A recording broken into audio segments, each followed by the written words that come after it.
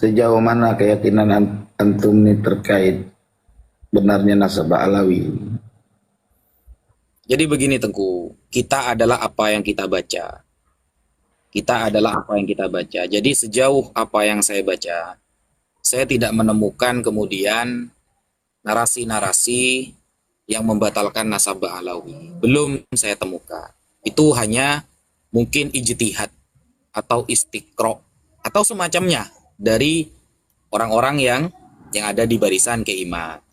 Sehingga ketika sama-sama minta ibarat ya, kalau dalam Basul Masail nih Tengku ya, sama-sama minta ibarat yang tertulis ya punya Ba'alawi. Kalau keiman gak tertulis plek gitu, gak tertulis gitu loh. Maksudnya nggak tertulis batal gitu. Iya, cuma seumpama nih, Keimat bisa nunjukin ada satu ulama nasab seumpama ya, yang kredibilitas dari abad per abad, otomatis kan begini Tengku. Kayak cerita tentang Bani Ubed yang diceritakan oleh Az-Zahabi dalam Tarikhul Islam. Itu per abad ada itu pembatalannya itu. Jadi orang ini sudah diwanti-wanti agar tidak mengaku-ngaku sebagai sayyid. Nah, untuk Ba'alawi nggak ada yang kayak gitu. Iya kan, untuk Ba'alawi logikanya berpikir kan dia baru muncul tuh terkenal itu kan di abad 10-11. Sementara Zahabi itu kan terus itu di abad ke-7, ya kan? Zahabi itu kan tua itu. Abad berapa dah Zahabi coba dah? Iya, abad ke-6, 7, 8, sekitar itu. Iyalah. Nah, artinya itu memang masih banyak terjadi pembenahan nasab di masa itu. Masih sika Atau gini aja sebagai. Tengku, di Hmm. oke lah di abad munculnya Ba'alawi lah, kalau Tengku menganggap itu abad 9 10 ya. Di muncul-munculnya lah. Ada nggak ulama nasab internasional saat itu yang membatalkan? Di awal-awal munculnya. Karena rata-rata begini Tengku. Saya melihat ya, metode dalam pembatalan ini memang sejak awal-awal mereka muncul kayak Bani Ubed atau itu loh yang ada di Afrika itu ada itu saya baca di Tarikhul Islam itu. Nah, itu sejak awal-awal itu sudah mulai dikaji tuh sama ulama apakah benar ini adalah sayyid atau syarif. Nah, Ba'alawi dari abad ke-9 awal munculnya lah menurut antum. Ada nggak kritikan ulama abad ke-9 ke-10 itu yang internasional yang mungkin kitabnya dikaji seluruh orang itu? Ada nggak yang membahas? Ada sih, cuman kan memang tidak menyebutkan batal. Di mana? Di kitab apa? Di, Yang abad di, ke-9. di abad 9 itu kan Al-Umdatul Kubra. Terus di kitab ini nih, bukan Al-Umdah, apa namanya? Ya. Sebentar. Allah lupa saya nama kitab itu. Di situ ada lafaz wakila wakila Abdullah. Itu termaksud Muqtada Zabidi juga akan menyampaikan itu di hasil setelah dia mengisbat nasab anak keturunannya Said Ahmad bin Isa di Raudhul Jali.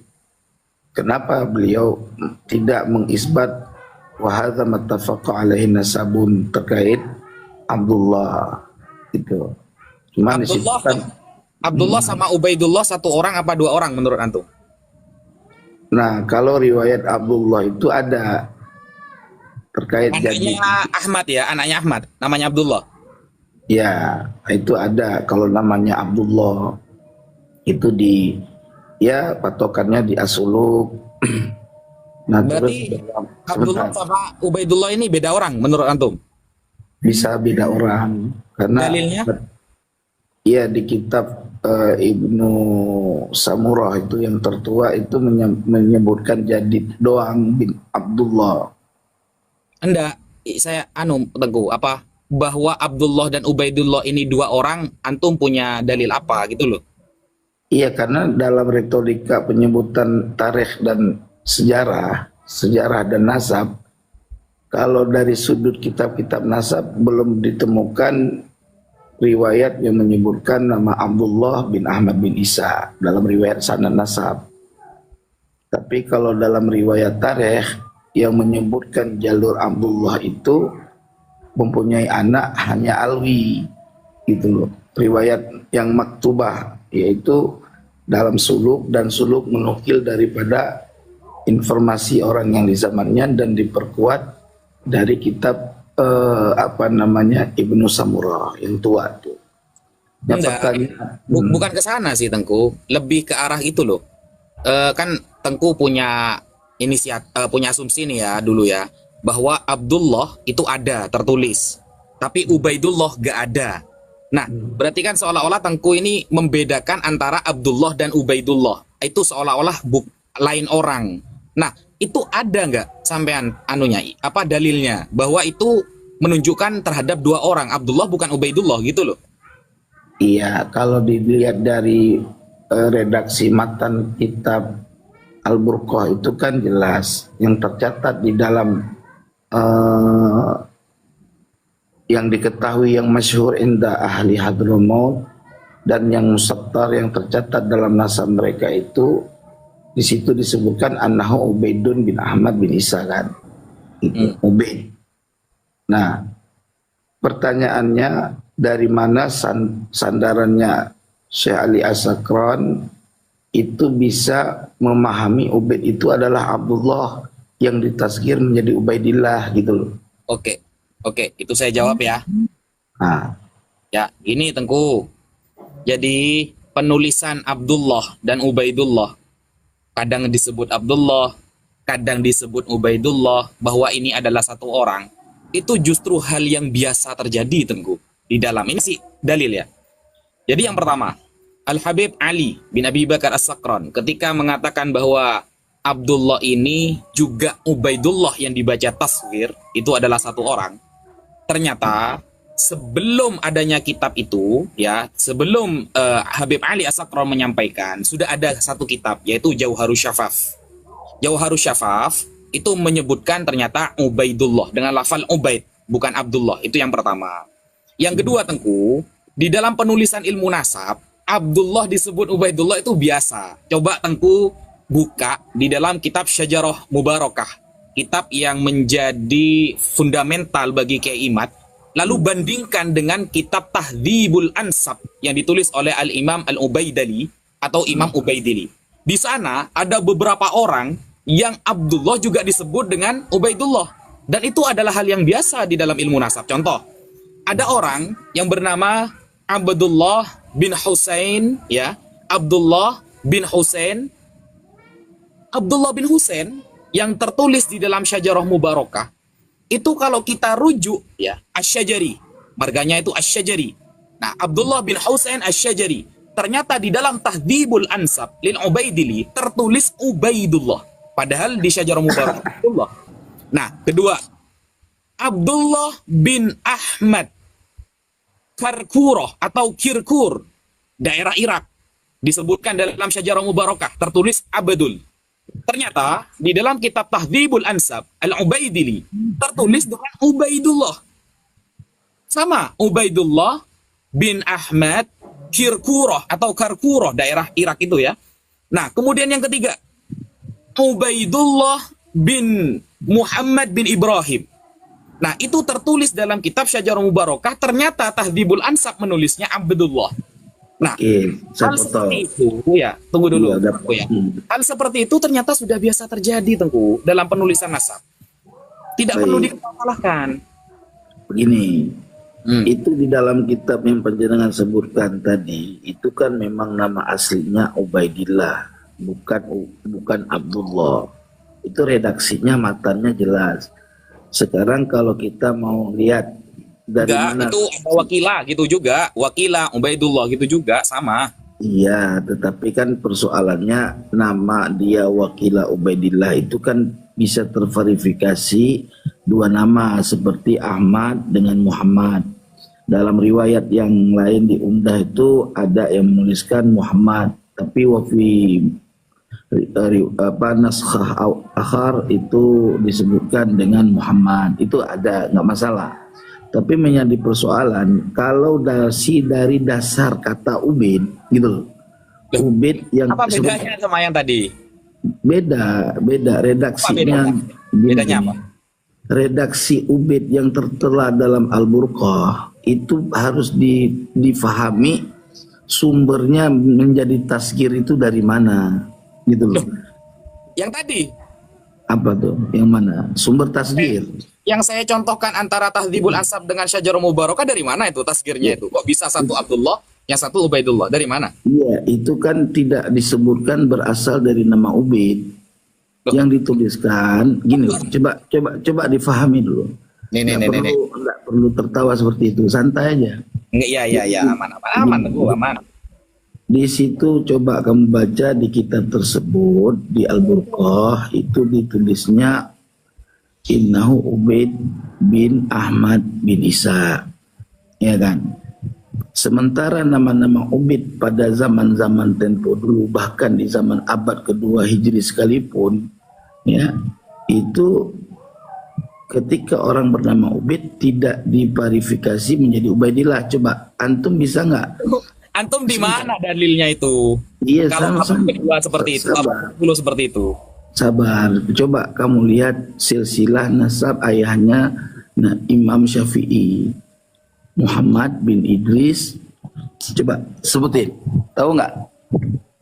Ya saya tahu cuma Muhammad bin Idris Asy-Syafi'i, begitu saja. Oke, saya sebutin nih, Muhammad bin Idris. Mohon maaf ya, fokus ke tadi dalil antum bahwa Abdullah dan Ubaidullah beda orang. Kalau abad dulu beda, sekarang beda, itu di mana dalilnya? Ini lagi saya sebutin, maka santai dulu lah. Lanjut. Muhammad bin Idris bin Abbas bin Utsman bin Syafi'i bin Sa'ib bin Ubaid. Itu Imam Syafi'i bin Ubaid bin Abdul Yazid bin Hashim bin Abdul Muthalib bin Abdul Manaf. Ini ketika di sini ada kata-kata Sa'ib bin Ubaid, tidak dinarasikan menjadi Ubaidillah atau Abdullah, nggak ada. Itu dalil daripada keterangan Imam Syafi'i, dia punya kakek. Kok bisa itu dalilnya loh? Ya jadi kamu kenapa Ubaid, bukan Ubaidillah, nggak ada Allahnya kan? Ubaid itu kan. Ini jelas ini Tengku ya. Ini ya saya baca ya ibaratnya ya. Ini Tengku. Jadi contoh, kalau Tengku buka di dalam kitab Tahdzibul Ansab, ya, Tahdzibul Ansab, di sana ada orang yang bernama Ubaidullah bin Husain Asy-Syajari. Ternyata orang yang bernama Ubaidullah ini di dalam Syajarah Mubarakah tertulis Abdullah bin Husain Asy-Syajari. Sama, satu orang. Kemudian bukan hanya itu Tengku, ada yang bernama Abdullah bin Husain bin Muhammad Al-Uraidi. Itu dalam Tahdzibul Ansab. Dalam Syajarah Mubarakah tertulis Ubaidullah bin Hasan bin Muhammad Al-Uraidi. Jadi perubahan antara Abdullah ke Ubaidullah itu adalah hal yang biasa dalam ilmu nasab Tengku.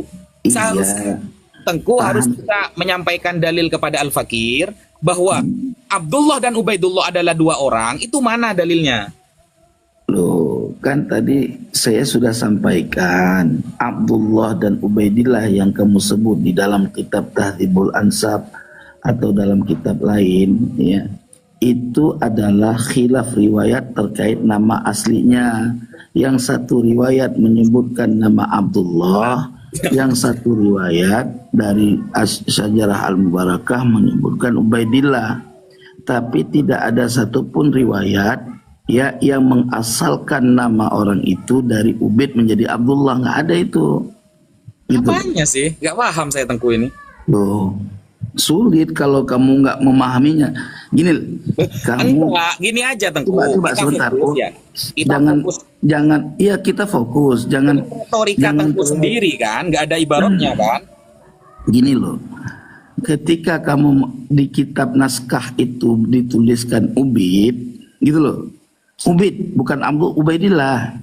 Ubaid wakil wa annahu Ubaidun bin Ahmad bin Isa, ya kan? Pertanyaan coba kamu fahami, Ubaid itu dari Ubaidillah apa Abdullah atau Ubaidur Rahman atau Abdurrahman? Loh, Ubaidillah yang kita bahas. Iya, yang namanya tasgir dari Abdullah. Ini tasgir nih, tasgir. Nama dasar Abdullah ditasgir menjadi Ubaidillah, dibuang mudhaf ilaih menjadi Ubaid. Kok dibuang ya kan? mudhaf ilaih? Ngapain? Terus tanwin itu apa maknanya tanwin itu? Lah, kok dihilangkan mudhaf ilaihnya kan tertulisnya Abdullah sama Ubaidullah aja, tidak ada pembuangan idhofah di sana. Coba Ubaid itu Ubaidun itu apa artinya Ubaidun? Hamba yang kecil. Iya Ubaidun. Yaitu Abdun hamba, Ubaidun hamba yang kecil kan tasgir. Begini. Yang ditasgir itu Abdullah atau Abdun? Abdun itu lafal aslinya, ditasgir menjadi Ubaidun dalam Alfiyah Imam Ibnu Malik. Fu'aila nij'ali thulathiyyi idza saghartahu nahu fi Udah qadai paham fi saya qada. itu, Kan Ustaz. begitu dalilnya. Paham. Yang menjadi persoalan, Ustaz, tanwin dun itu buang mudhof ilaih, Ustaz. Coba lihat hukum tanwin iwan. Coba dah. Tunggu dulu. Coba Ya, coba sebutin di kitab apa dulu keterangan jenengan ini coba. di Alfiah, coba di Alfiah. Buang Enggak, mudhof maksudnya ilaih. yang Abu Ubaidullah Tanwin kemudian dihilangkan jadi Ubaid dalam kasus ini, itu jenengan dapat dari mana referensinya? Oh, sekarang coba kamu lihat di Al-Burqah sendiri dituliskan Ubaid bukan Abdullah, bukan. Coba kamu baca. Bagaimana Ubaid bisa jadi Abdullah? Ya, terus lanjut. Dari mana? Enggak, dari mana narasinya? Di situ di Al-Burqah Ali As-Sakran menuliskan Ubaid bukan Ubaidullah. Coba dibaca di Al-Burqah, coba dibaca ibaratnya. Ya di situ ibaratnya waqad fahimtu ma taqaddama manqulan awalan min tarikhil janadi wal awaji. Di situ ada di situ. Saya nggak bawa kitab. Iya, dibaca sampai yang lafal Ubaidnya coba. Saya nggak bawa kitab, nggak lagi posisi di kamar, nggak buka kitab. Jadi Ubaid itu tulisnya annahu Ubaid, kamu buka aja sendiri Al-Burqah punya kan, gitu. Saya Jadi, ada bawa Al-Burqah di sini. nah jadi Ubaid di situ dituliskan jelas Ubaid bukan Abdullah, bukan terus? Ubaidillah langsung. Yang menunjukkan mereka dua orang? Nah, yang menunjukkan dia dua orang, dari mana Ubaid itu bisa menjadi Abdullah? Sementara beliau memahami daripada As-Suluk, ya, dan Al-Awaji yang menyatakan bahwa Jadid bin Abdullah bin Ahmad, bukan Jadid bin Ubaid bin Ahmad, bukan. Gitu. Kenapa Anda tidak fokus ke asuluknya saja? Kenapa harus Burqah? Di As-Suluk itu enggak, makanya kan ini kan menggabung yang ditemukan oleh Ali As-Sakran di dalam kefahamannya terkait di dalam kitab As-Suluk. Dia mereferensikan kitab As-Suluk gitu loh. Dia memahami dari kitab As-Suluk. Tunggu dulu. As-Sakron gimana ibaratnya itu? As-Sakron yang bilang bahwa istilah Abdullah menjadi Ubaidillah itu merujuk kepada As-Suluk gimana ibaratnya? Ya kan di situ udah jelas tadi waqad fahimtu ma taqaddama manqulan awalan min tarikhil janadi. Yang kitab yang milik Ali As-Sakronnya. Saya pengen tahu. Iya, itu lafadznya wa hakadza huwa Ubaidun wa hakadza huna huwa Ubaid gitu. Cuma dibuka dulu. Antum lah kan saya referensi saya yang saya buka, jenengan referensi jenengan yang dibuka gitu loh. Ya udah sebentar, saya keluar dulu.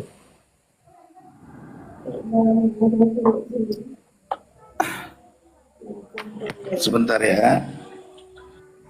Istri Ani ngamuk-ngamuk masalahnya. Nggak setuju. Ya waktu udah malam katanya. Tapi nggak apa-apa. Saya ini mah sementara aja sambil ngobrol. Habis ngerokok.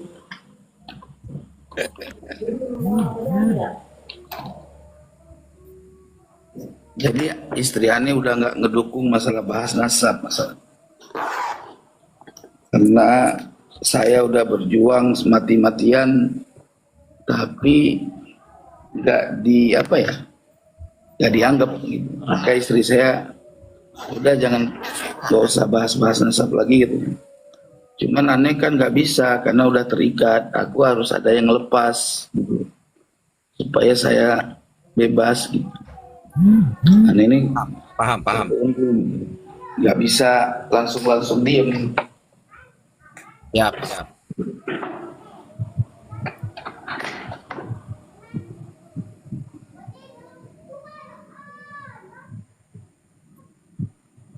Rugi ninggalin gua tuh rugi. Kiai Mat lebih memilih si Pleret sama si Sugeng. Sama Abbas Buntet ya? Itu coba lihat, dianggapnya gue udah di DP, dikasih duit, kan kurang ajar. Oh, berarti antum tidak pernah mendapatkan uang dari mereka dalam perjuangan? Nauzubillah min zalik, haram gue dapat uang kecuali gue ada kerja. Ya, kerja Yang anu, misalkan yang di disuruh video, ceramah. yang di video jenengan yang itu yang katanya dikasih uang sama Fuad Planet yang mau dikembalikan itu gimana? Oh itu kan saya forecast. Orang kalau forecast kan dikasih uang. Oh, oke, paham, paham, paham. Itu kalau forecast itu kan kita datang ke dia kan pakai bensin sendiri, masih. Cuman kalau itu dianggap, saya bilang kalau dia mengungkit-ungkit, misalkan ngasih-ngasih gara-gara kita podcast, ya gue pulangin itu aja narasi saya. Ya. Oke, sebentar ya.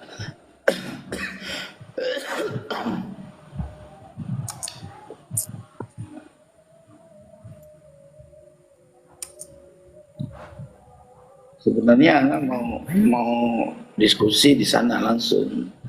Jadi biar ditonton. Sebetulnya kalau gua kalah, Kiai Imad juga kalah. Kok bisa gitu? Kalau kamu kalah, Kiimat kalah, kok bisa gitu? Iya kan teorinya sama, cuman beda tipis. Justru ada satu kitab yang kalau dipegang dengan teori dia, justru dia rungkat. Oh gitu.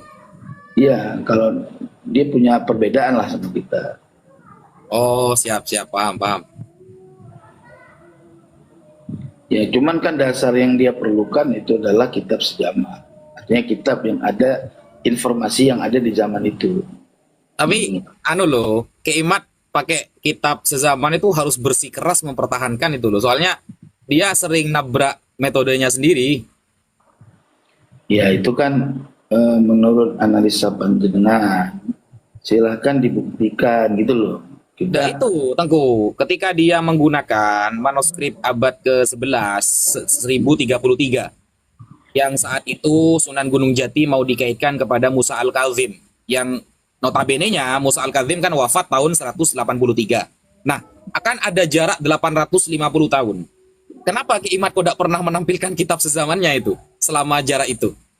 Ya, gini loh. Yang perlu diverifikasikan itu keberadaan Ubaidillah, bukan yang lain kan. Enggak, Ya. maksudnya ketika Ki Imat menitik beratkan kepada kitab sezaman, ternyata metode yang dia bikin sendiri dilanggar sendiri. Ketika dia ingin menyambungkan Sunan Gunung Jati, Syarif Hidayatullah, yang menggunakan, kan Ki Imat ini menggunakan manuskrip abad 11, 1033. Lalu disambungkan kepada Musa Al-Kazim, yang notabene-nya wafat tahun 183 Hijriah. Ada terpaut jarak 850 tahun. Sampai detik ini, Ki Imat tidak pernah menjelaskan kitab-kitab sezamannya selama jarak itu.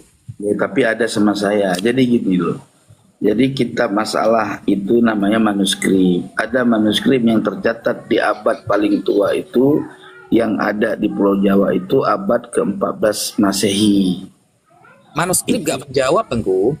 Dengerin dulu, catatan nasab silsilah manuskrip yang ada di abad 1433 apa 30 Masehi. Abad 15 berarti ya? Ya, masuknya ke abad 15, tetapi tahunnya masih 1433 lah, ya kan? Nah, data yang ada di kitab tersebut ya dikolaborasi dengan data sekunder, yaitu istilhaq namanya. Nah, jadi makanya saya kalau ukuran daripada istilhaq yang bermasalah, misalkan dari jalur Muhammad Maulana Wilah kemarinya ke bawahnya, itu saya rasa nggak peduli. Kenapa? Karena itu masih bisa istilhaq, gitu kan.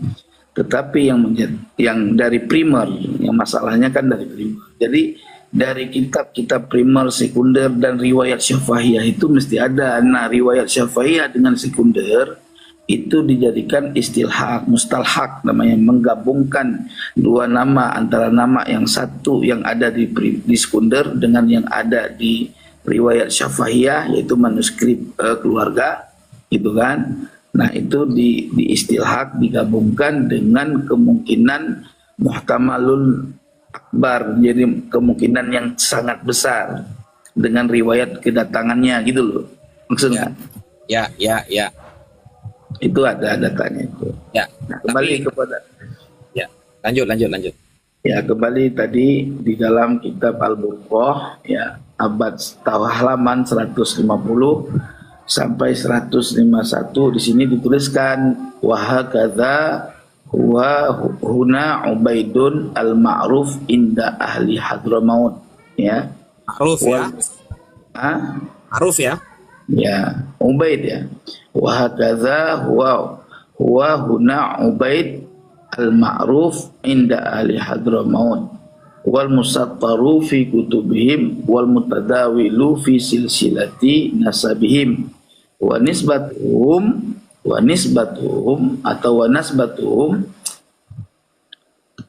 annahu Ubaidun bin Ahmad bin Isa. Itu lafadznya.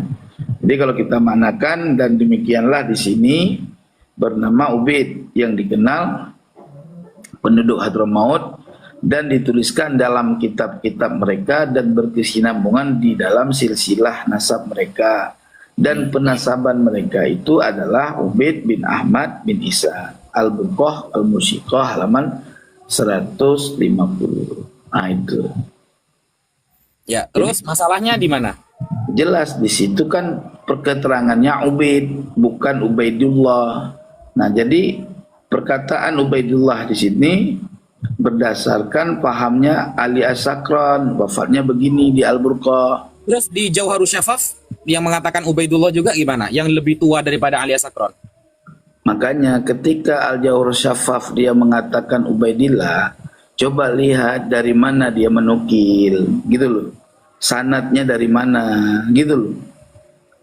Jadi kalau langsung kitab Al-Jauharus Syafaf, ya kan setiap sesuatu itu ada maraji, ada sumbernya, gitu loh. Nah, Ya kalau kan? nggak seperti itu Tengku, gini loh Tengku. Gini. Coba Tengku cek sudah ya. Cek nasab untuk sekarang ya, cucu Nabi yang sekarang termasuk Tengku lah ya. Yang lebih soheh daripada Ba'alawi itu sulit loh Tengku.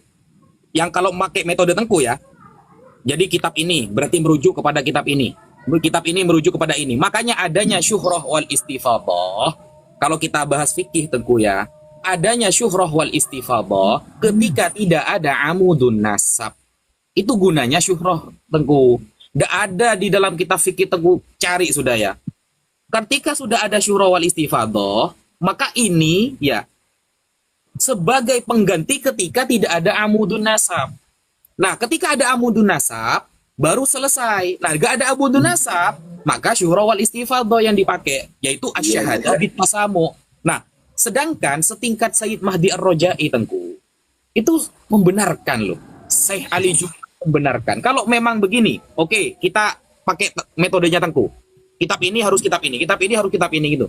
Coba cari sekarang siapa yang memiliki marga Sayyid atau Syarif, lalu kita bedah sekarang. Yang seperti itu metodenya gimana? Baik, siap. Kita bedah Ya. nasab Said Abu Bakar Syatta. Gimana? Oke, lanjut. Oke. Kamu tahu nggak umudun nasab Said Abu Bakar Syatta? Jelaskan aja, saya tidak pernah meneliti beliau soalnya. Ya sulit. Kalau kita belum Kita sebutkan kitabnya saja, saya nanti buka kitabnya. Apakah benar kitab ini menukil kepada ini? Ada keterangan apa seperti itu? Kemudian kitab ini menukil seperti itu. Di kitab selanjutnya apakah seperti itu? Coba. Iya ada. Jadi ini Ustaz. Nah, coba. Kan tadi metodologi pengisbatan nasab ya dari sudut riwayat itu kan ada 3 jalan. Pertama riwayat yang ada dari sekarang sampai ke 8-10 keturunan ke atas dari kita ini. Nah, saat dari kita sampai 10 ke atas itu digabungkan dengan itu disebut riwayat syafahiyah namanya. Itu istilahnya riwayat dari mulut ke mulut atau simai lah. yang dituliskan oleh keluarga menjadi satu catatan keluarga. Loh, Gitu. nggak harus ada kitab nasab berarti kalau gitu. Dengarin dulu, kan itu metode dari bawah. Yang mesti kitab nasab itu kan primer, gitu, bukan sekunder. Maksudnya harus kitab nasab primer itu gimana maksudnya? Artinya yang mesti memakai referensi kitab-kitab nasab itu data-data primer. Siapa data primer? Itu data yang menyebutkan 12 generasi setelah Rasulullah. Karena itu riwayat yang primer itu namanya. Misalkan Itu gini, dari mana keterangan seperti itu, Tengku? loh, Anda riwayat harus 12 setelah Rasulullah, setiap kitab nasab, lalu kemudian disebut primer, data. Sampean paham nggak data primer itu apa? data pokok. Primer itu kan pokok. Iya, Pokok abad itu ke-9 ke-10 pun ya primer, Tengku. Yang penting data pokok, itu namanya data primer. bukan, itu kalau abad 9 10 itu bukan data primer, itu data sekunder, Bang. Data Ini sekunder untungnya, itu ya untungnya saya cuma punya HP 1 ini. Saya tidak bawa HP 2 soalnya. apa-apa. Ini ya, saya bacakan data primer itu apa sih, gitu loh. Nih,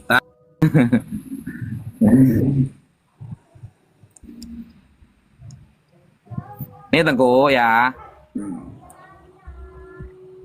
Data primer adalah data yang dikumpulkan langsung oleh peneliti dari sumber pertama atau objek penelitian. Yang kemudian data primer itu didapatkan dari individu atau kelompok melalui wawancara atau yang lain. Nah, data primer ini biasanya digunakan dalam penelitian untuk memahami dan menyelesaikan masalah penelitian.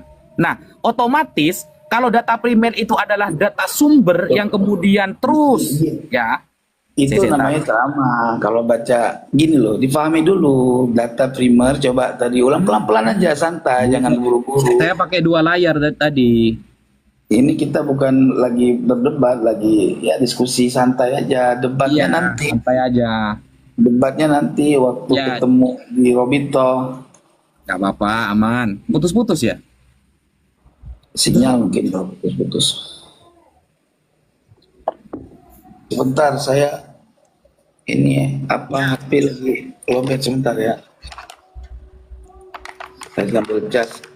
Coba gini Tengku, biar tidak bernarasi terus, Tengku apa namanya itu ya? Sebutkan definisi atau dalil yang Tengku sampaikan itu bahwa yang harus ada data-data nasab, harus ada kitabnya itu setelah 12 nabi, cucu-cucu nabi. Itu di mana keterangannya?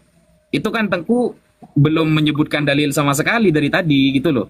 Seperti retorika jenengan sendiri gitu loh. Iya, sekarang kita gini.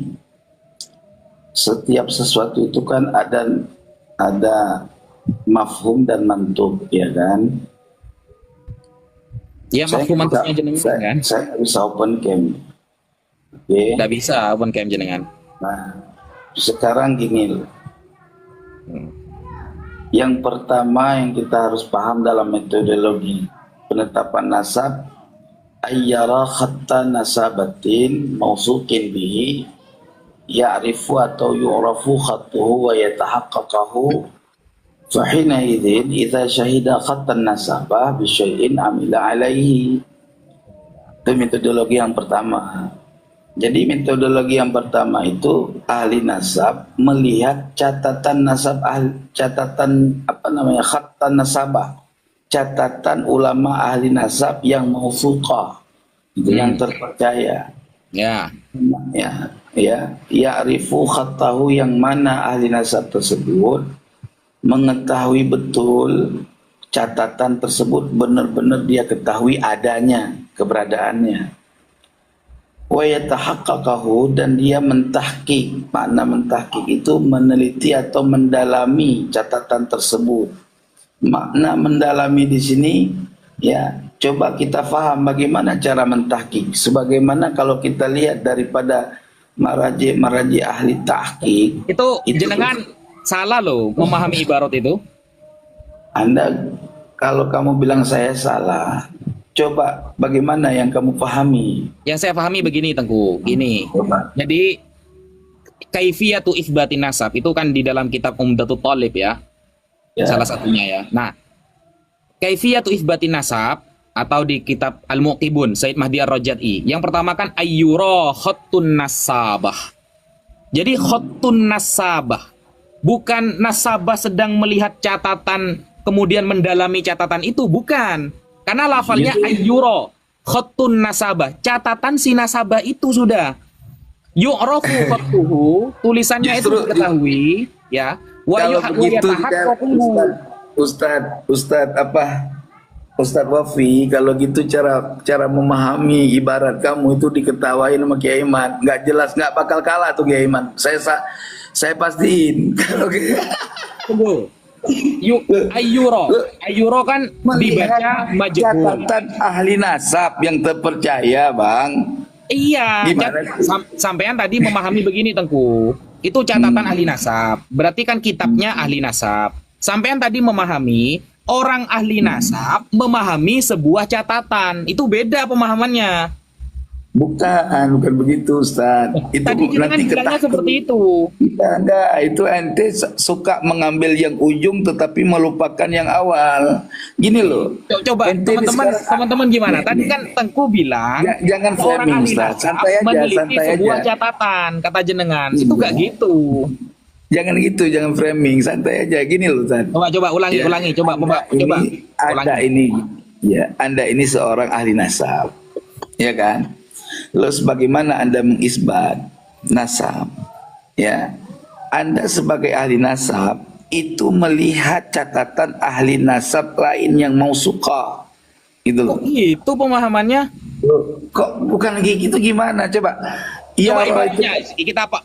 Memahami ibarat sekarang ya. Kita memahami ibarat. Oke. Ini. Awal saya kasih catatan ya. Ya. Ntar. Saya ngambil pulpen dulu. kok dipahami seperti itu dari mana kata saya? Jadi gini Tengku. Ntar. Ya.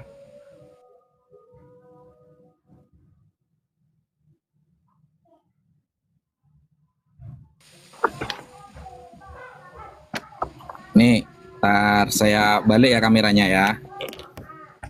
Ini kan lafalnya kan begini kan ya? Ya, coba. Ntar.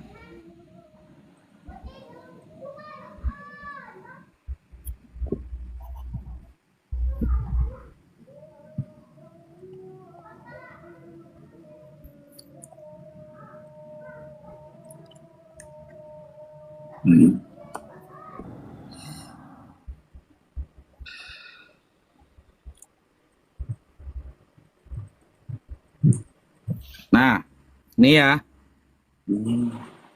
Ayyura khattun nasabah. Ada catatan ahli nasab. Bukan begitu kok, itu makna begitu kok, ada catatan ahli nasab. Ayyura khattun nasabah. Usunan idhofah aku. Sebentar Ustaz. Khattu itu kan jadi naib fa'il dari yura, iya kan? Kalau secara naib fa'il tuh hakikatnya dia tetap sebagai maf'ul, objek. Yang menjadi subjek itu adalah domir yang tersembunyi di dalam yura. Makanya kalau kita baca dia sebagai bacaan majhul, bahwa dilihat akan catatan ahli nasab, gitu loh kan? Itu muradnya gimana coba dah? Duriba Jaidun. Gini, tar. Duriba Jaidun. Beda. Telah dipukul orang akan si Zaid. Berarti si Zaid korban yang kena pukul. Ya, gitu. Kalau cuma ini saya paham Tengku. Iya, paham, tapi surahnya melenceng gitu loh. Ini SD kalau ini Tengku, gini loh. Iya, masalah SD terserah. Yang jelas ayyura khattun nasabah, bahwa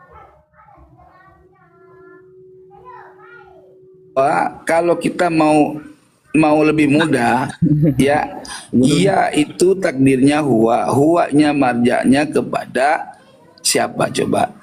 Marja' huwa itu kepada siapa? Kalau kita baca maklum aja, nggak usah baca majhul misalkan. Kemana marja'nya? Nasabah ya'rifu khotohu wa yatahaqqaquhu, begitu. Ya, wa yatahaqqaq. Meskipun kita baca ayyaro khoton nasabah Tengku, ini maksudnya kan memang catatan kitabnya ulama nasab Tengku, tetap bermakna ini maksudnya kitabnya, kitab nasab yang ditulis oleh an-nasabah. Gitu loh. Bukan an-nasabahnya yang sedang meneliti sebuah tulisan, bukan Tengku. Aduh, gini loh. Kamu itu ahli nasab. Kamu itu ahli nasab. Ketika kamu mau mengisbat nasab seseorang, kamu melihat catatan ahli nasab, ulama ahli nasab lain, bukan catatan gitu. kamu.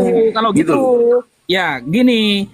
Saya contohnya ya, saya nih mau, kan itu kan judulnya kaifiyatu ifbatin nasab. Cara menetapkan nasab itu bagaimana? Ya.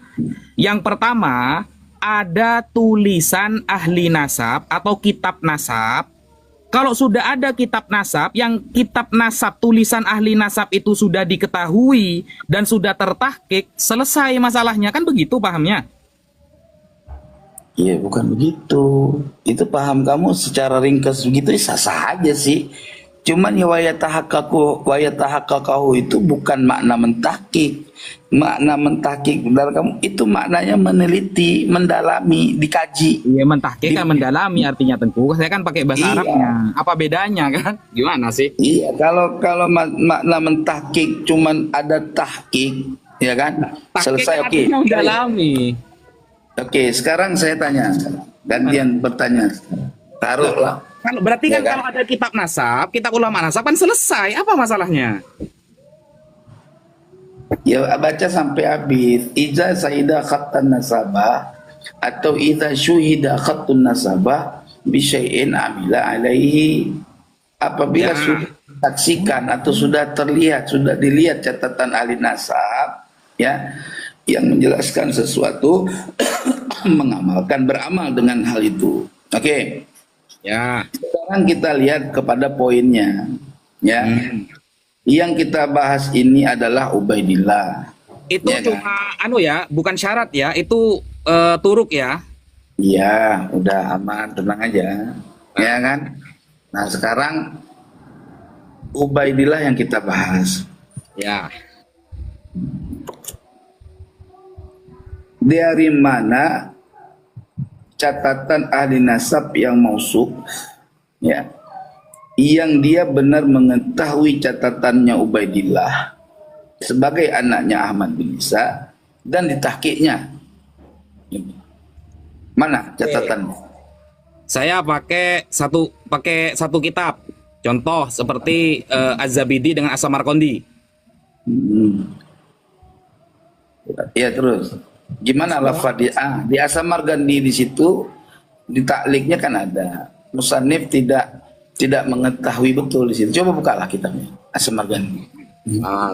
Ini ya. Coba. Bentar, saya buka.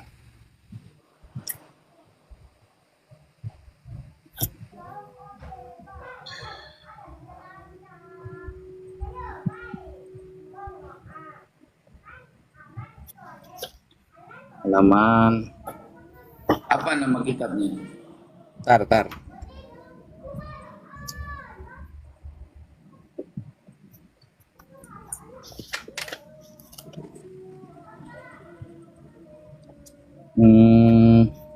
Bentar ya.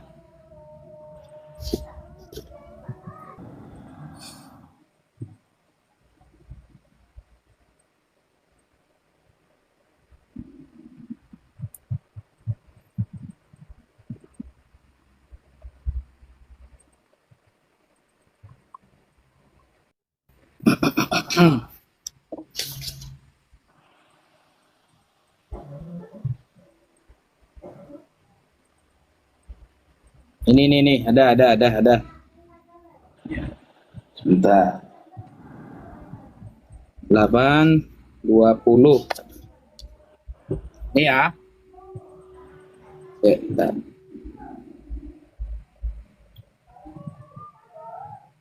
Oke, nih saya baca. An-Nasabah As-Sayyid Muhammad bin Husain Al-Husaini As-Samarqandi Al-Madani. Ya, abad ke-10. Berapa? Dalam kitab eh Tufatul Thalib. Ya, Tufatul halaman Thalib. berapa? Tufatul Thalib halaman tar. Ini kumpulan ibarat saya soalnya, saya udah bawa kitab aslinya. Ya, nggak apa-apa. Halaman 76 sampai 77. Kalau di sini saya mengumpulkannya itu dari kitab Tuhfatul Thalib bima'rifati man yantasibu ila Abdillah wa Abi Thalib, halaman 77 dan 76. Nah, di sini kan begini, qalal muhaqqiqun, ya. Qalal muhaqqiqun bihadzal fan min ahli Yaman wa Hadramaut kal Imam Ibnu Samurah wal Imam Al-Janadi wal Imam Al-Futuhi sahibu kitab At-Talkhis wal Imam Husain bin Abdurrahman Al-Ahdal wal Imam Abil Hub Al-Bura'i wal Imam Fadal bin Muhammad Al-Bura'i wal Imam Muhammad bin Abi Bakar, terus sampai setelah menyebutkan semuanya itu ntar Gini Ustaz, Afwan Ustaz. Ya, itu ini tunggu dulu, ini saya baca dulu. Wa Syekh Fadl Ya. bin Abdullah Asy-Syajari wal Imam Abdurrahman bin Hassan. Kemudian Kharaja As-Sayyid Asy-Syarif Ahmad bin Isa wa ma'ahu waladuhu Abdullah fi jam'in minal aulad wal qarabat wal ashab. Tuh, jelas ya. Jadi ini adalah perpindahan hijrahnya Ahmad bin Isa bersama anaknya yang bernama Abdullah. Itu tertulis jelas oleh As-Samarqandi, seorang ahli nasab. Udah. Ini namanya khutun nasabah. Ya, sudah belum? Ya, terus. Di sini kalimatnya wa amma, di atas dulu, jangan kultu dulu. Wa amma Ahmad bin Isa bin Muhammad ibn Ulaidi faqala ibnu Aniba Abu Muhammad Al-Hasan Ad-Dalal, ya, bin Muhammad bin Ali bin Muhammad bin Ahmad bin Isa Arumi min waladihi wa sakata an ghairihi. Ya, kita lihat di bawah, ditahqiq, ditalik lah. Umdatul Thalib halaman 245. Nah, kita cari di situ, mesti sama.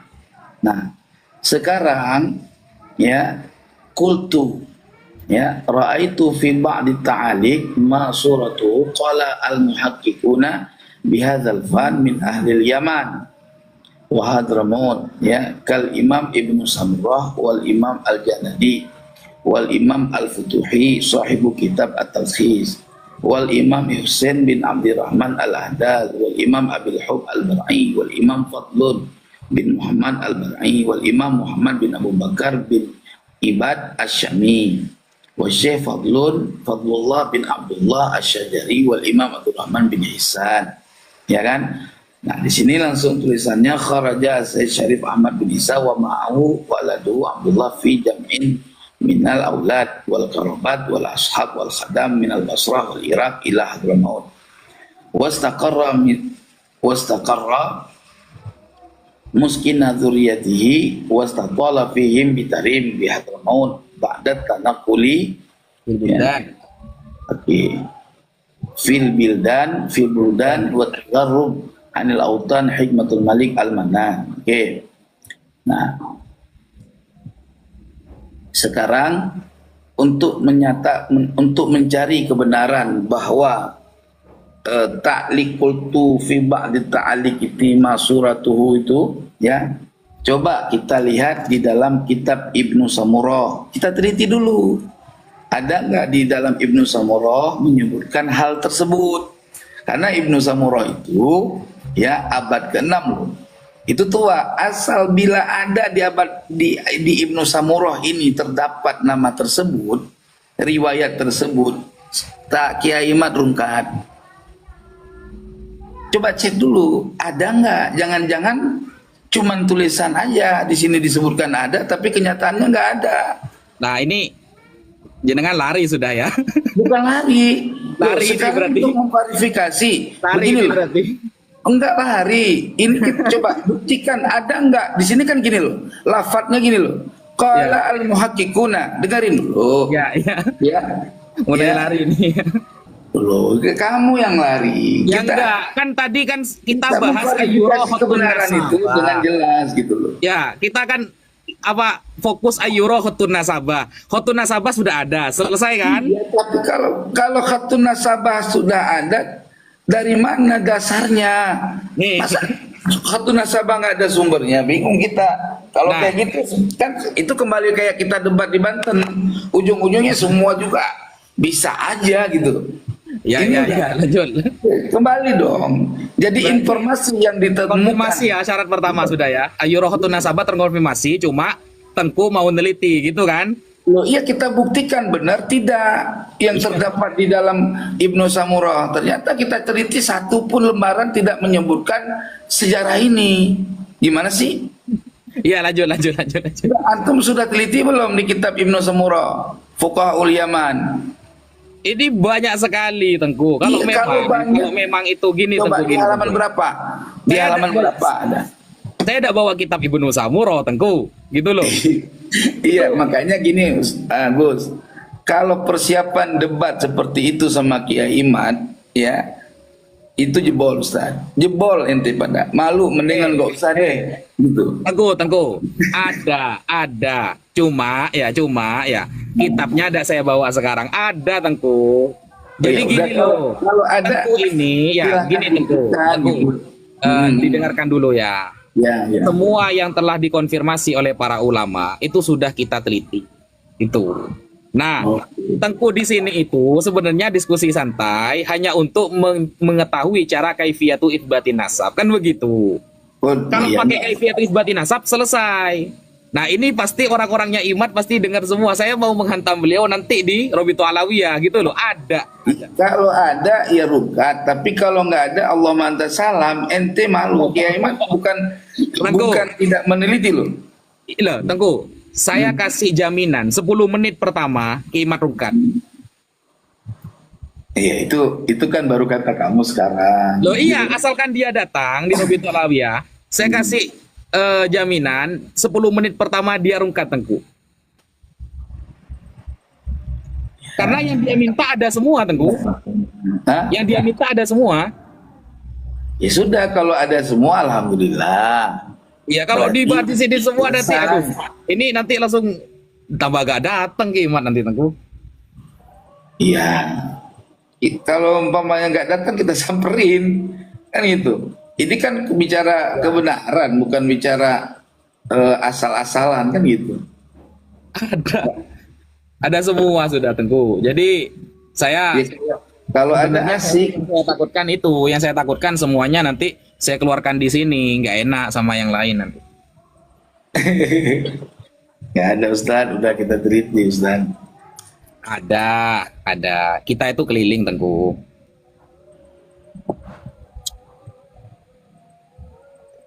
Bahkan yang diminta ke Imat abad kelima, keenam ada. Ada Tengku. Ada ya. Ada. Sama manuskripnya kita sudah punya. Ah. Ya silakan aja nanti dibuktikan. Ada. Jadi mau minta abad kelima, keenam, ketujuh, kedelapan, kesembilan ada Tengku. Ya Tapi udah, nanti semoga ke Imat datang. Makanya Ya, biar selesai. Jadi kalau ke Imat gak datang, kan kita udah selesai. ngobrol kemarin. Kita kan udah bicara kemarin.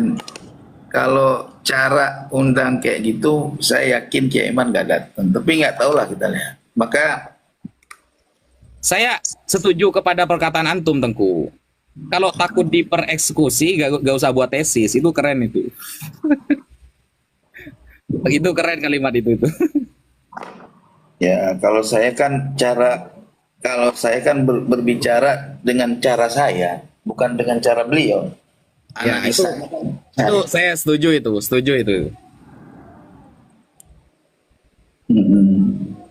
Karena istilah-istilah gak netral itu sebenarnya alat buat lari saja sebenarnya. Apanya gak netral? Mau di left kan kok. Ada. Jadi mau minta abad kelima ada. Abad keenam ada. Manuskripnya ada. Ya, kitab apa? Kitab muntasyar apa kitab tersembunyi kan gitu. Ya, kalau dikeluarkan sekarang nggak jediar selamat datang di kebenaran, nggak gitu nanti. Tapi ya aneh emang ngasih tahu Ustaz. Ya. Ya kalau cuman datanya ente cuman seperti itu aja, ketika diminta pembuktian yang terdapat di dalam kitab-kitab tersebut, yang paling penting itu dalam matan ini yang saya lihat, ya, yang dalam matan tadi yang kamu sampaikan, yang dijadikan apa pegangan tadi. Ini sebentar. Boleh Ya, nggak saya kasih ada pertanyaan satu aja Tengku kepada antum. apa itu? Saya pengen tahu ulama nasab mana yang cara membatalkan nasab sadah itu seperti cara keimat. Ada nggak? Satu aja. Kan ulama ahli nasab itu membatalkan nasab itu kan dengan simbol, bukan Enggak, dengan. saya minta contoh yang seperti keimat harus minta kitab sezaman atau begini begitu. Syarat-syaratnya itu loh. Ada nggak? Coba ada, bukan hanya ada kitab sejaman, nggak begitu. Dia bertanya Nggak ada tentang berarti ya. riwayat umum, ditanya riwayat umum. Anda harus ada kitab sezaman gitu. Ada nggak pertanyaan dari nasabah dari dulu sampai sekarang nih? Sampai yang ada yang hidup sekarang. Ada nggak? Minta kitab sezaman, kalau nggak ada berarti batal nasabnya. Ada nggak pertanyaan seperti itu? Kalau pertanyaan seperti itu ya nggak ada. Ada ya? Cuman saya balik tanya juga gitu. Balik tanya lagi nanti gitu. Ya. Adakah ulama ahli nasab ya yang mengisbat nasab seseorang ya tanpa memiliki data kitab nasab? Ya semuanya pakai kitab nasab Tengku. Ya makanya tinggal dibuktikan. Loh, Ada nggak Mbak Alawi ini kitab nasabnya kan gitu? banyak. Cuma nanti kan ketika kita sampaikan contoh nih, Az-Zabidi, As-Samarqandi, As-Sakhawi, kita sebutkan nanti larinya seperti tadi akhirnya kan. Mana kitab sezamannya yang mendekati gitu? Nah, itu yang kita tanyakan. Seperti itu ada gak sih pertanyaan dari ahli nasab dari dulu sampai sekarang yang masih hidup? Ya itu kan gimana ya? Yang namanya ulama ahli nasab itu kan dia nggak bertanya. Kita orang berisbat, kamu mengisbat nasab sama saya. Yang Ya. saya tanyakan sama kamu itu kan umudun nasab kamu anak siapa, bin siapa, bin Umudun siapa. nasab kan, umudun nasab itu ketika apa musyajjar ya mata rantainya ya yang mensyaratkan kitab sezaman, kitab loh yang diminta kiamat itu kitab Teguh, kitabnya ulama nasab yang terbukukan ya, yang terbukukan, yang harus sezaman atau mendekati, yang seperti itu kan tidak ada. Amudun nasab itu udah harus kitab, harus sezaman, tidak seperti itu Ada. amudun nasab. Yang penting mata rantainya ada. Jadi begini Tengku, Tengku kan pernah baca kitab Sirru Silsilatil Alawiyah kan, Abu Ya. Nasr Al-Bukhari kan, itu kan ada syarahnya tuh. Ah, Nah, Ma'alimul Ansab. Ya, terus Ma'alimul Ansab. Coba lihat di awal-awal Ma'alimul Ansab. Ketika kemudian ada seorang sadah bertemu dengan ulama ahli nasab, ada nggak pertanyaan seperti itu? Nggak ada. Paling cuma begini Tengku. Kamu bukan anaknya bertemu siapa? sama ahli nasab, bertemu sama orang yang minta penetapan. Ini kan contoh misal tuh, Itu contoh. tertulis dia itu terkenal bisa nasab Tengku, ahli nasab itu Tengku. Kemudian seorang sayyid ini datang. Saya ini adalah sayyid. Kemudian ditanyakan, Amin Hasani, Amin Husaini, Amin Muhammadi. Iya. Kemudian dia jawab. Dia jawab kan? Ana min Husain, aku dari Husain. Terus itu kan amudun nasabnya disebutkan. Ah. Tidak ada yang harus ada kitab nasabahnya, kitabnya nggak ada Tengku. Nggak ada. Iya, tapi ketika si ulama ahli nasab itu dia mengeluarkan isbat nasabnya seseorang itu yang menyebutkan tadi, dia tetap meninjau daripada apa benar orang yang menyebutkan nasabnya ini tersambung dengan sahibul hikayat. Itu Ya, makul, mana Ustaz. itu Tengku? Itu iya, silakan aja. Nek, Itu semua kalau yang ente tanya seperti itu kan istilahnya jebakan apa istilahnya? Jebakan Batman gitu.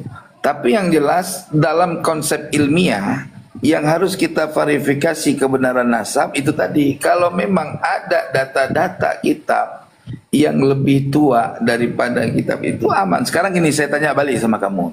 Misalkan ya. nggak ada berarti ya ulama yang nanya kitab sezaman atau mendekati itu ya. Yang penting disebutkan amudun nasabnya selesai, betul? Iya, tapi kan itu pertanyaan kan, ya kan? Iya kan? Iya, Nggak ada tapi berarti ya. ketika dia mengisbat suatu nasab, dia gak berfokus kepada amudun nasabnya si orang itu. Dia berfokus kepada catatan khatun nasabah. Baca yang rinci, Ustaz. Jangan ngarang Tengku. Lu kok ngarang? Ente Mana mana bacanya sepotong. coba anu Ya tadi kamu baca Ma'alimul nanti Ansab, ya. Sarah Sirrus Silsilatil Alawiyah. Ah, Ya, itu sebelum lafaz itu ente baca di atasnya dulu sebelumnya. Tata cara dia ketika mengisbat nasab gitu loh. Itu maklumah Ustaz. Dan syuhrah pun itu fi jami'il ajyal. Syuhrah wal istifadah itu di setiap zaman. Tidak bisa di zaman ini syuhrah udah dianggap sah, nggak begitu Ustaz. sampean memahami syuhra wal istifadah itu gimana dalam mazhab Syafi'i Tengku? Mazhab Syafi'i Dalam dulu. mazhab Syafi'i tulu zaman. Dalam mazhab Syafi'i Dulu syuhrah zaman itu gimana maksudnya Tengku? ya sepanjang zaman, sepanjang masa. Dari zaman A sampai zaman Z itu ada syuhrahnya, berarti makna adanya syuhrah dia itu ada riwayat yang mutasilah di sepanjang zaman. Tidak Riwayat. Syuhra wal istifadah gak riwayat Tengku. Itu syahadah bitasamu Tengku. Bang, sahada bitasamu itu tidak bisa terjadi kalau dia syuhroh itu dengan satu riwayat. Baca dong, ente gimana sih? Baca Bahrul Mazhab, Imam Rawyani. Coba Gimana? dibaca baru mazhab. Coba dibaca mazhab. Coba baca Bahrul Iya. Madhab. Oke, sebentar. Allah ya Rabb. Ustaz. Kalau kayak gitu Kalau cara sudah syuhra wal istifadah itu selesai masalahnya Tengku. selesainya gimana, Ustaz? Loh, kan itu salah satu kaifiyah Tengku. Kaifiyahnya sepanjang zaman baca di kitab Muqibun juga udah jelaskan. Jelas banget sepanjang zaman. Nah, Kok terus diolah sependek pengarang zaman? kitab Muqibun, terus kitab Muqibun menisbat Ba'alawi gimana? Orangnya masih ada loh sekarang. Loh iya, sekarang gini loh. Ketika dia mengisbat nasab Ba'alawi, katanya orang masih ada, ya kan? Dengan bahasa di tulisan dia dengan di dalam lembaran kertas itu berbeda. Itu marjanya tetap ke dalam metodologi yang dia sudah tetapkan. Terus yang kedua Mahdi Rojai katanya mengisbat nasab Ba'alawi. Sementara dia sendiri mengatakan memang mengakui bahwa Ba'alawi ini tidak disebutkan kakek moyang mereka dari berbagai kitab nasab. Terus dari mana ditemukan ada kitab nasab yang menyebutkan Ubaidillah atau Abdullah?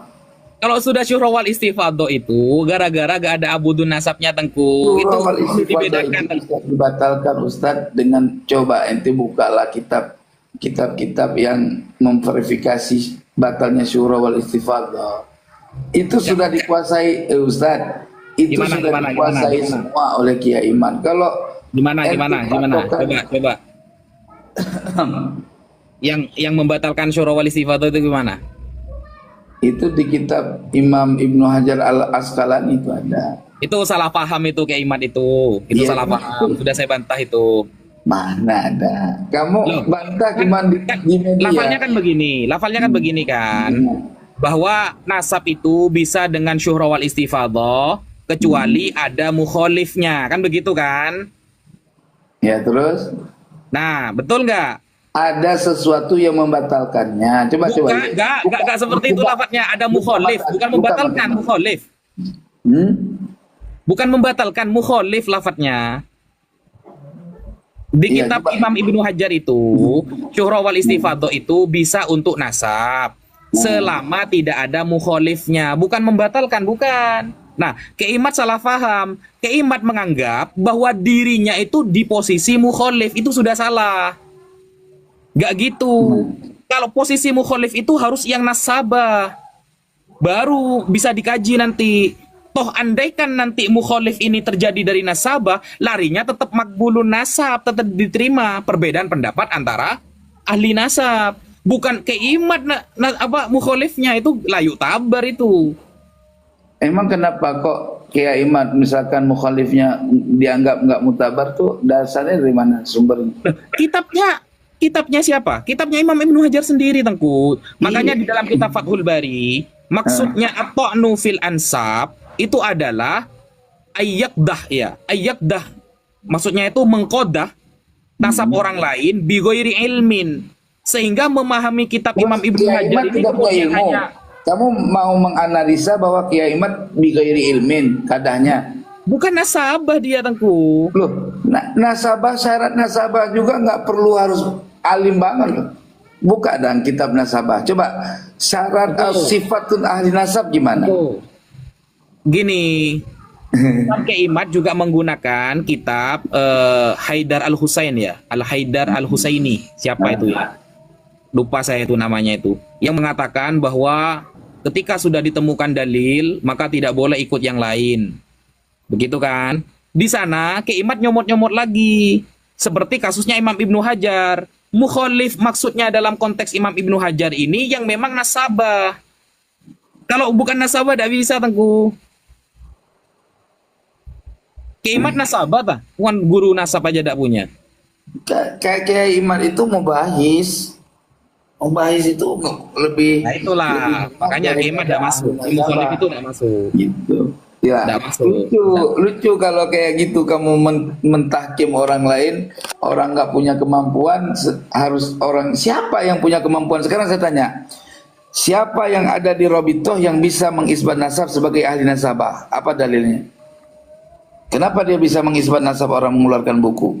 Lah, tadi kan kamu sendiri yang jawab. Ada amudun nasabnya, gimana sih? Oh, lucu lagi, baik. Itu ahli nasabnya siapa?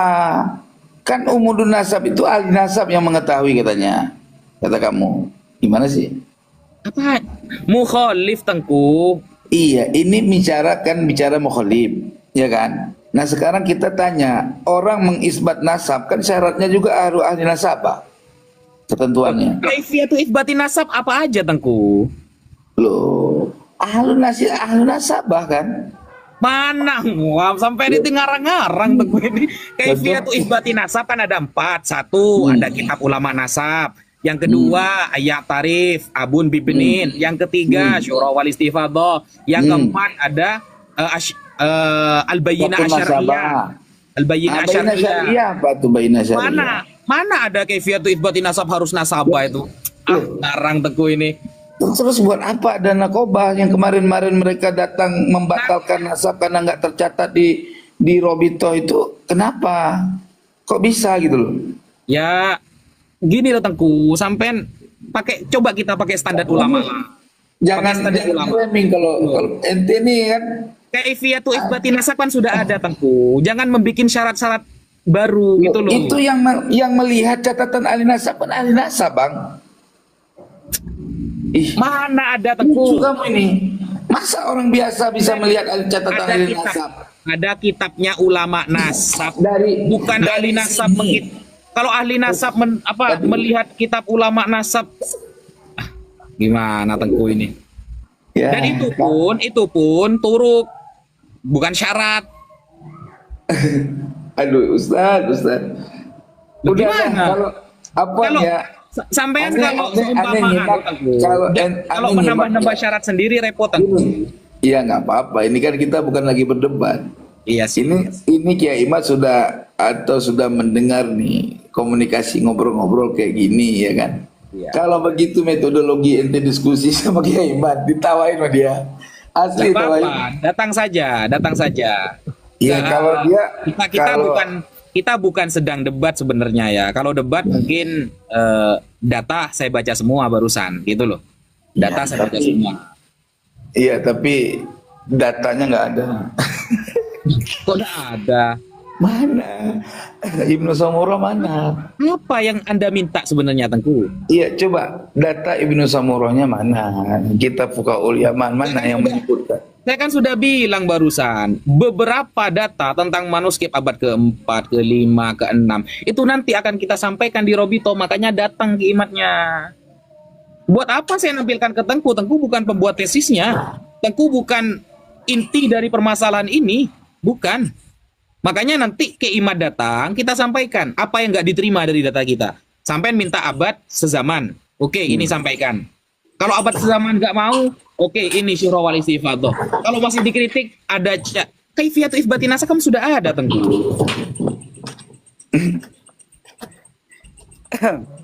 Ya dah, terserah itu mah urusan ente sama Kiai Mat. Kalau aneh terus, karena kita gini tuh. kalau aneh terus terang penjelasan setelah antum tuh belum memenuhi syarat menang. Penjelasan jenengan juga sebenarnya sama-sama aja dengan yang kemarin, nggak berkembang gitu loh. Tetap akhirnya minta ke sanad-sanad kitab sezaman, kan sama saja kan? Kok nggak berkembang? Kita juga kan punya data. Seperti itu memang. Dari kemarin kan mintanya kitab sezaman, kan gitu. Ya kitab sezaman tuh kalau kayak kayak orang apa ya? Hurimat alaikumul maitatu, anjing haram, harus ada di Quran tulisan al-kalbu gitu ya. Kalau nggak ada al-kalbu ya nggak haram gitu. Ada ulama nasab yang ketika untuk mengisbat nasab itu dengan cara mana kitab sesamanya, tentu mengakui nggak ada ya, itu. Orang nanya, dia kok nanya dia yang mengisbat nasab, lucu. Itu namanya ahli nasab bodoh. Misalkan gini, berarti Kiai ahli nasab seperti itu berarti? Bukan begitu. Ini beda penelitian dengan, aduh, nih Ustadz, Anda datang bawa informasi minta diisbat sebagai sadah. Saya ahli nasab. Iya, bodoh saya nanya sama kamu. Mana catatan kitab sezaman? Nah, itu kayak imat itu. Bodoh berarti. Iya. Itu kayak imat itu.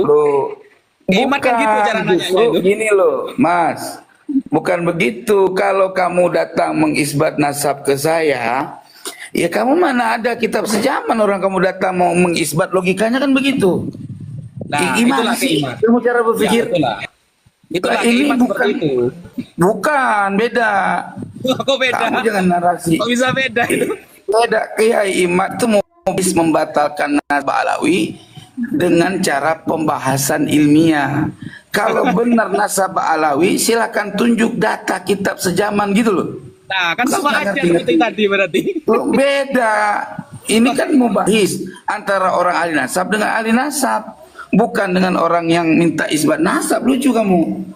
Orang yang minta isbat nasab cuman ditanyain, siapa bapak kamu, bin siapa kamu, dari suku mana kamu, kabilah apa kamu, kan gitu. Ya itulah, makanya saya katakan lucu ya. Pertanyaan yang diajukan ke Imat itu lucu-lucu semua. Karena kata sampean tadi, bodoh kalau kayak gitu cara nanyanya. Ya itu sudah. Bukan begitu, kamu kan framing itu namanya. Loh, kan tadi Teguh sendiri yang nyampein kayak gitu. Ya enggak, saya bicara seperti itu gini loh. Berarti kamu nggak ngerti ngeyel cara ngobrolnya.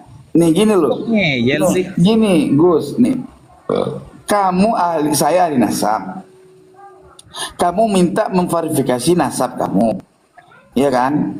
Ya enggak mungkin dong saya nanya sama kamu, coba tunjukkan kitab sezaman. Emang kamu mau bahis? Kecuali kamu sama saya mau bahis. Ya jelas harus bahas lah Tengku. Loh, gimana dibahas? Orang kamu tuh nggak punya catatan. Gimana? Kitab gimana sih? Orang kamu tuh punya umudun nasab kan kamu perlu tahqiq dari saya. Iya saya yang memeriksa di dalam kitab-kitab itu akurat enggak nama yang kamu sebutkan umudun nasab kamu dengan kitab-kitab sezaman. Loh, kayak gitu.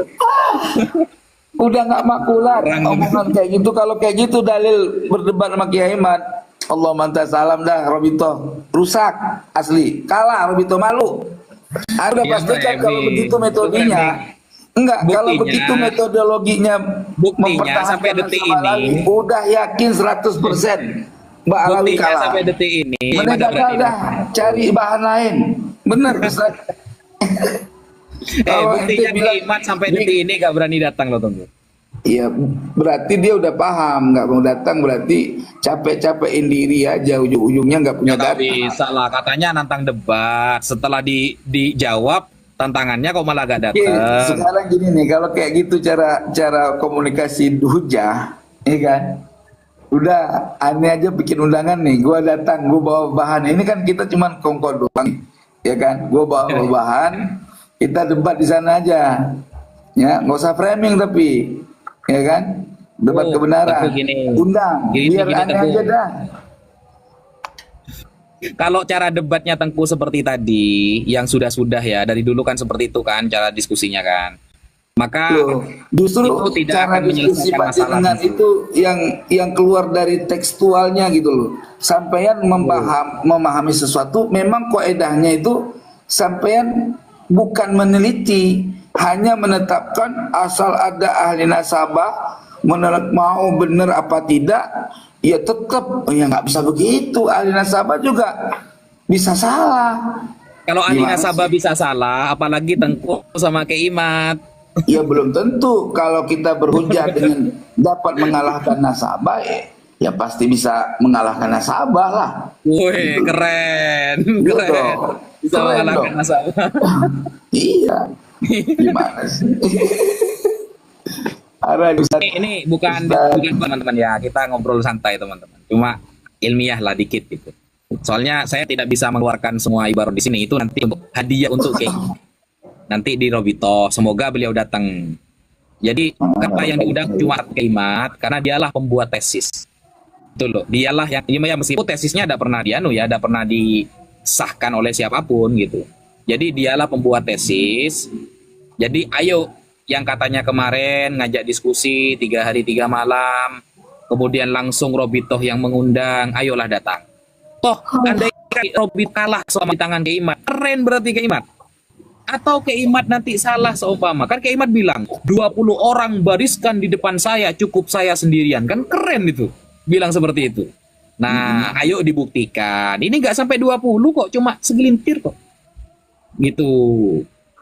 Mari datang kan gitu, biar nanti kalau semuanya Keimat sudah selesai masalahnya, ganti dibahas tesisnya Tengku mungkin gitu. Kalau Kiai Mat kalah, aku belum tentu kalah. Tapi kalau Tengku kalah, Keimat pasti kalah gitu ya. Bisa jadi.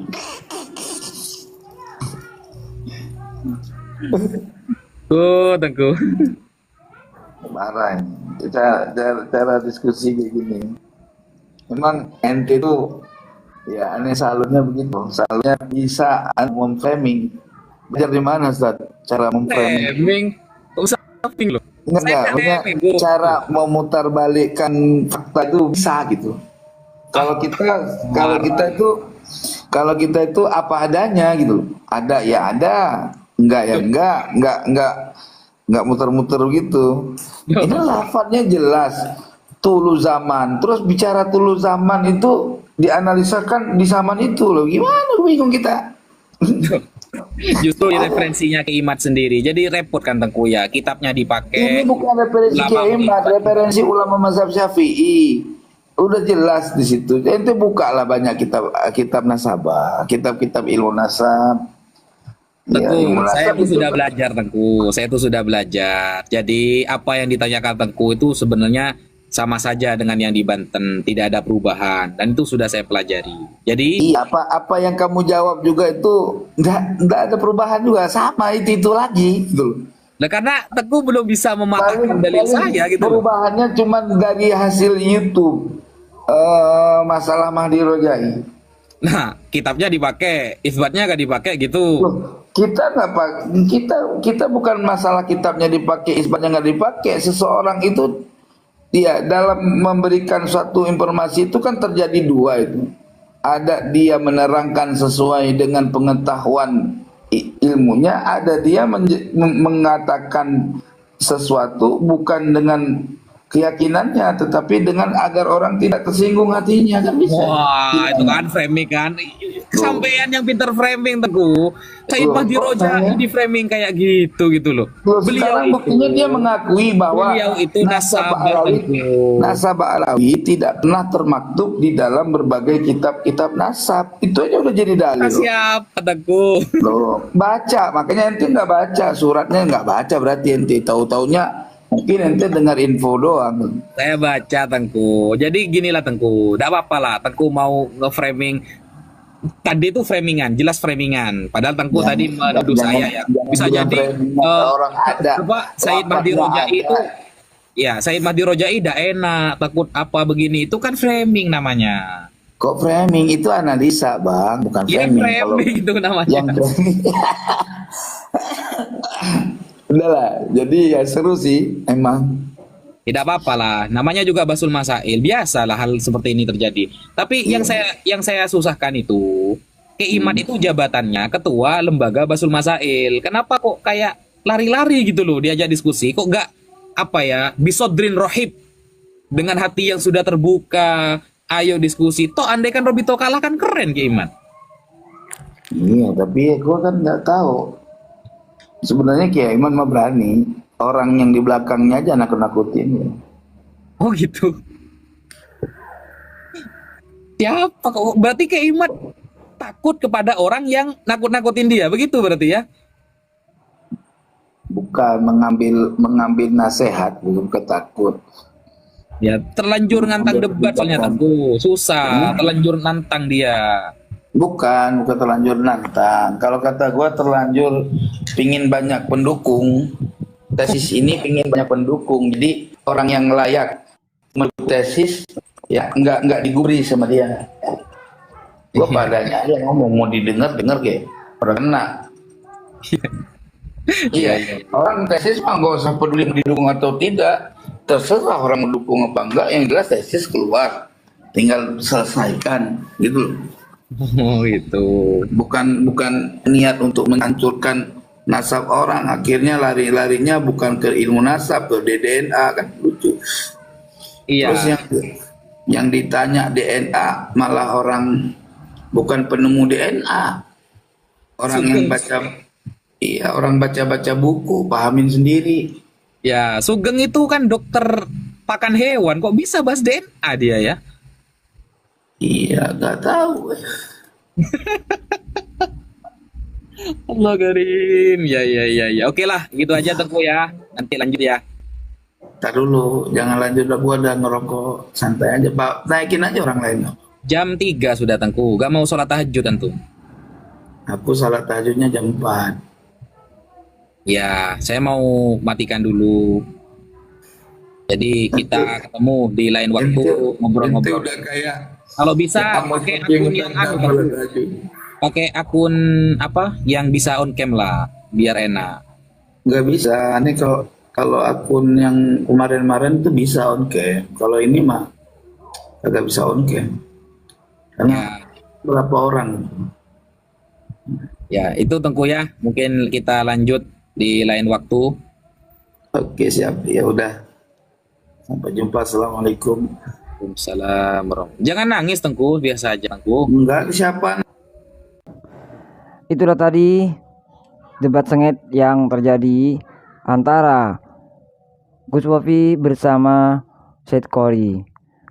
Sangat luar biasa argumen-argumen yang diantarkan oleh Said Qori untuk mematahkan keyakinan tentang argumen yang dilontarkan oleh Gus Wafi. Ini nampaknya Gus Wafi sudah mulai kewalahan nih teman-teman ya menghadapi Said Qori. Namun kita sudah simak bersama tadi, begitu banyak sekali ilmu-ilmu yang kita dapat, penilaian-penilaian yang kita dapatkan antara Said Qori bersama Gus Wafi. Bagaimana penilaian teman-teman semua serta komentar dari teman-teman semua? Silahkan lanjut di kolom komentar. Terima kasih sudah mengikuti channel ini. Sampai jumpa di video selanjutnya. Assalamualaikum warahmatullahi wabarakatuh.